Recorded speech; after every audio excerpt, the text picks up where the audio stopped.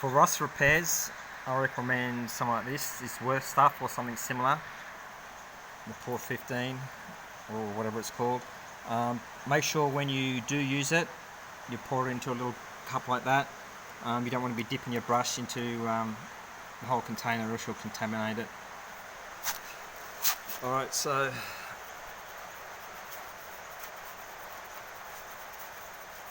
I'm just getting it in there, and in a few seconds you'll see it just goes black as it converts the rust.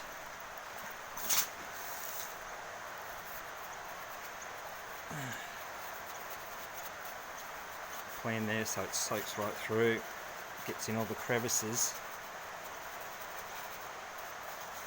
Those taillights, if freaking plastic's gone to shit.